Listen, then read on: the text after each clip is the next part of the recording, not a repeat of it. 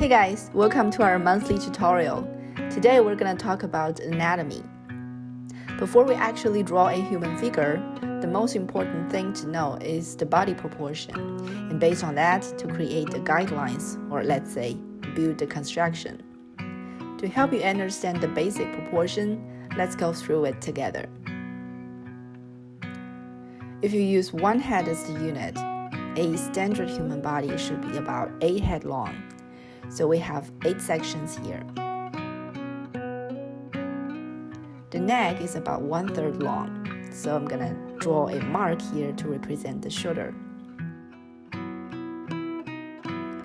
Then we move to the torso, which is composed of the chest, the abdominal, and the pelvis.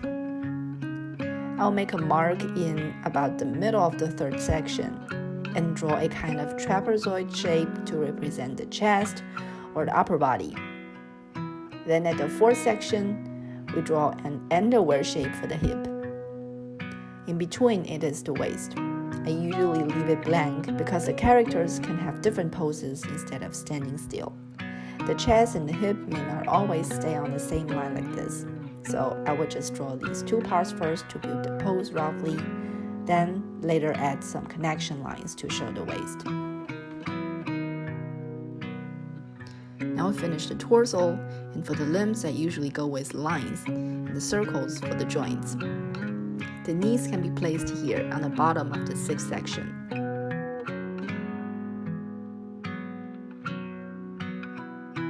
Then I'll just roughly draw some basic shapes to represent the feet.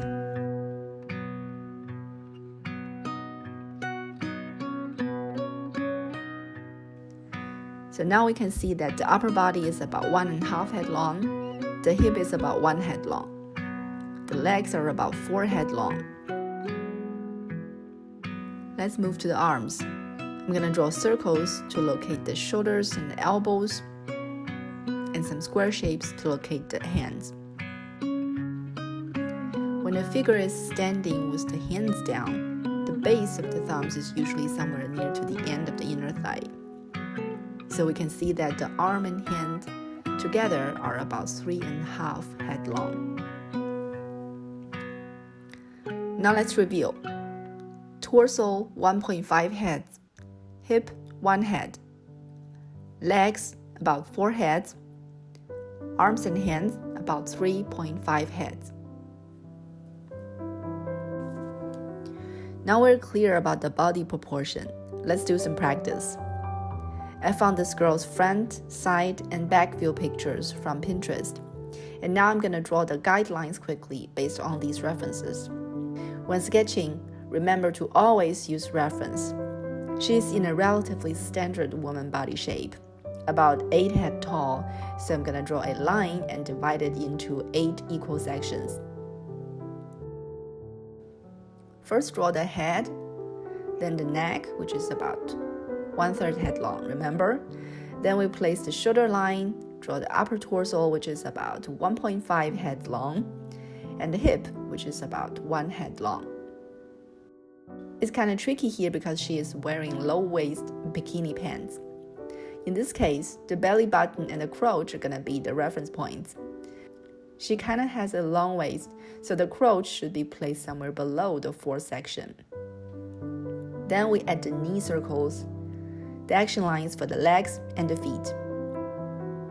Always check the reference throughout the whole process. In this pose, for example, the left knee is slightly higher than the right knee. We already know where to place the right foot. Based on that, we can then place the left foot, which is supposed to be 1 foot higher.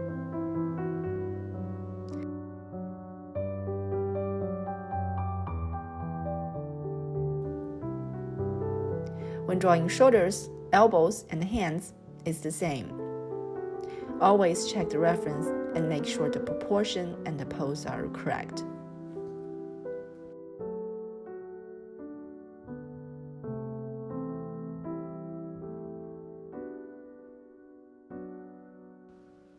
Same process for the profile and the back view.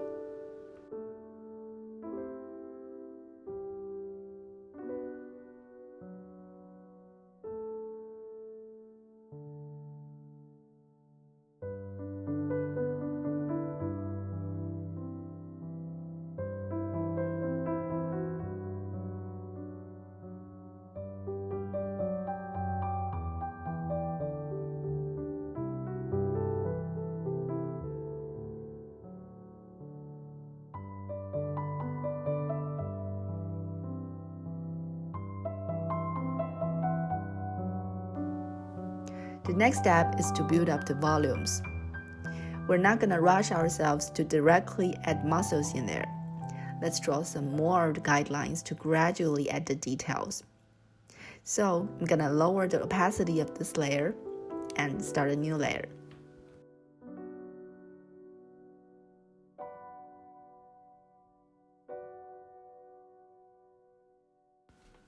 First of all, let's refine the upper torso box into a ribcage shape. If we come closer to the picture, we can see the rib lines.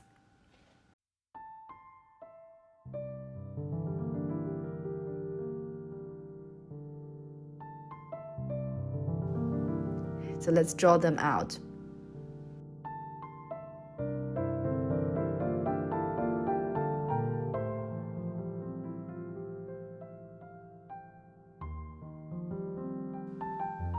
Then go back to the reference. I can see the hip bones should be somewhere here. So I'm going back to mark these on my sketch. And the crotch is here. We can draw a triangle here. The professional term of this section is called iliac crest. It's very likely that the models you draw in the future don't wear bikinis, and you don't see the body structure so clear like this. But these guidelines we are creating are going to help you see through the clothes and draw the body one day with imagination. So now we have the rib cage and the hip box done. Now I'm going to place the navel or the belly button. It's about halfway between the bottom of the rib cage and the top of the hip triangle. I'm going to draw an action line here from the belly button so that the character looks more dynamic. And from that, I would also have a better idea of the movement of the character, which will be helpful later when I shade. Now let's move up to the shoulders. What's important here is to find the pit of the neck and locate the clavicles or collarbones so that we can have a better idea where the shoulders and the arms start at. It's not quite easy to see it in the reference, but the pit of the neck should be somewhere here.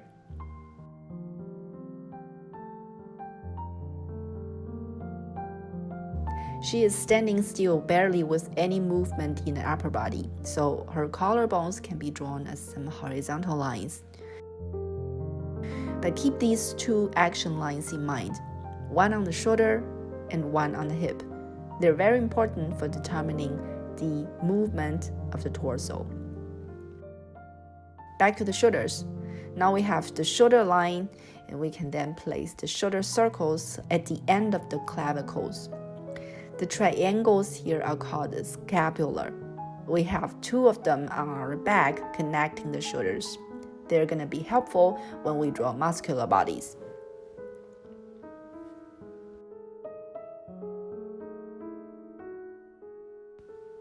Now we're done with the torso. Let's move to the limbs. Try to think them as 3D cylinders, like these. We notice the left legs are moving away from me, so we can think of the left thigh in this shape.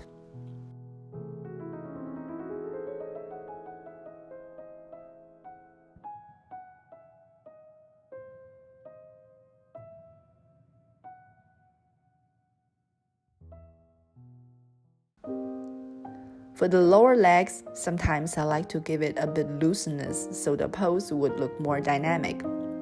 Make the line a bit curvier than the real picture. If you want to make it more dramatic, especially in character design, you can exaggerate it more.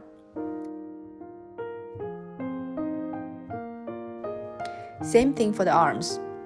The upper arms look straight, but both lower arms seem coming towards me, so we can see them as cylinders like this. Again, we can make the lines a bit curvier to show some muscles and give the character some life.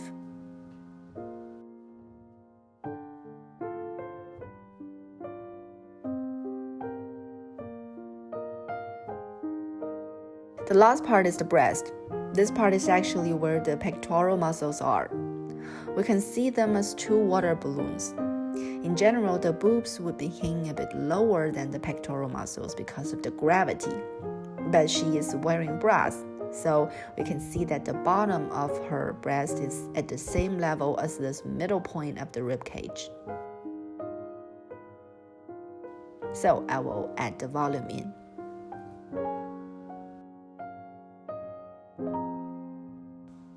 Alright, we're done with the anatomy of this pose. Let's practice more with the profile and the back view.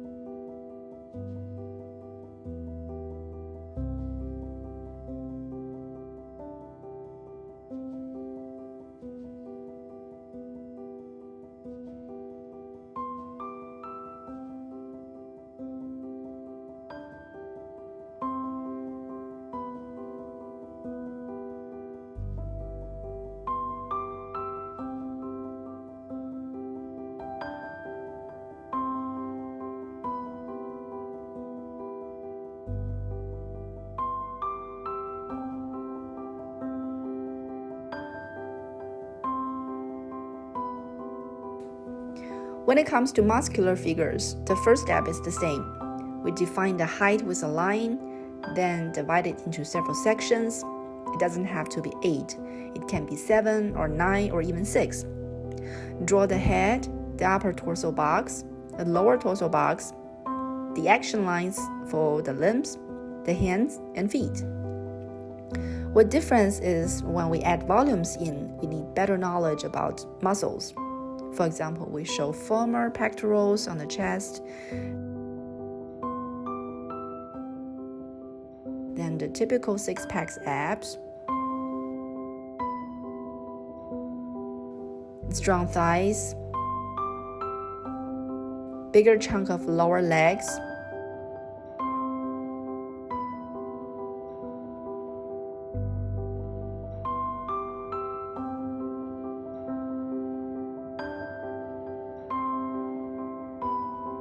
we also draw lines to separate the deltoids, the biceps, and the triceps. Those are the most typical things on muscular figures.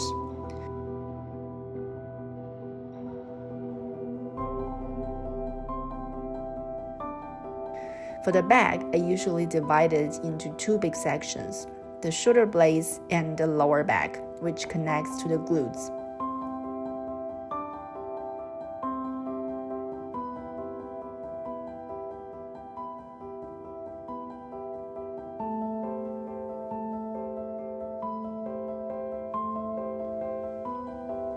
But back muscles can be very subtle and complicated. So if you want to know more about the muscles and create heroic characters, I would highly recommend you to check out some anatomy books and practice more with good references.